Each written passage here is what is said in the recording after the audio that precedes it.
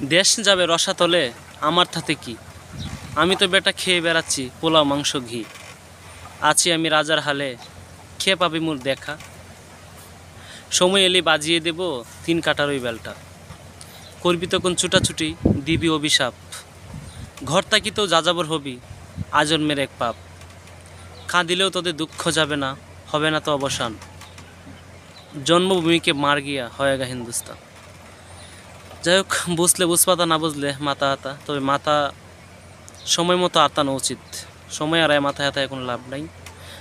তবে সবচেয়ে বড় কথা হচ্ছে, রিসেন্টলি আমাদের দেশে একটা নিউজ খুবই ভাইরাল।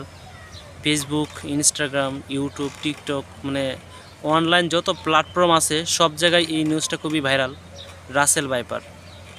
আসলে বাংলাদেশে একটার পরে একটা ইস্যু থাকেই। আপনি একটা জিনিস নিয়ে আলোচনা করবেন, একটা না একটা জিনিস আপনি পাবেনই। যেমন এর আগে ছিল ছাগল কাণ্ড, 15 লক্ষ টাকা দিয়ে ছাগল কিনছে, এটা হরদমে চলছে, কয়েকদিন মানুষে খাইছে। তারপরে আসছে রাসেল ভাইপার। রাসেল ভাইপার ঈদের আগে শুরু হয়েছে, এখনও অবধি হরদমে চলছে।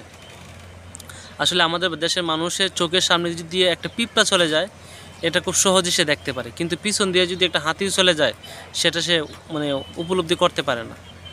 আমরা রাসেল ভাইপার নিয়ে পড়ে আছি, অথচ আমাদের সমাজের মানে সাধারণ মানুষ থেকে শুরু করে সর্বোচ্চ মহল পর্যন্ত প্রায় 60 থেকে 70% মানুষের নিঃশ্বাস কিন্তু ওই রাসেল ভাইপারের চেয়েও অনেক জঘন্য, অনেক বিষাক্ত।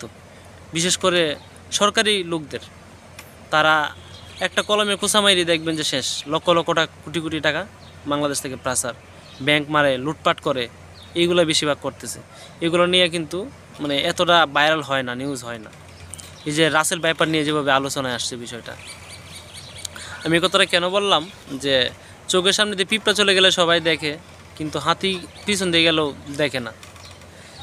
কারণ এই রাসেল ভাইপার ইস্যুতে কিন্তু আরেকটা নিউজ আপডেট হইল, যে ভারত সরকার বাংলাদেশের মানে ভিতর দিয়ে পুরোপুরি মাঝখান দিয়ে তাদের ট্রেন চলাচল করবে।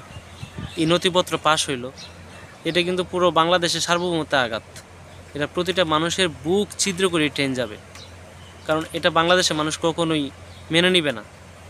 ঠিক আছে, আসলে জানি না সেটা কতটুকু পজিটিভ হবে, এই মানে এরকমভাবে যদি চলতে থাকে। এটা কি আমার মানে ভারত, আমাদের দেশ কি ভারতের কোনো অঙ্গরাজ্য? তাহলে কেন ভারতের ট্রেন আমাদের দেশ দিয়ে যাবে? কোন প্রয়োজন আছে বলেন? কোনো প্রয়োজন আছে? আমি এটা কোনো প্রয়োজন মনে করতেছি না।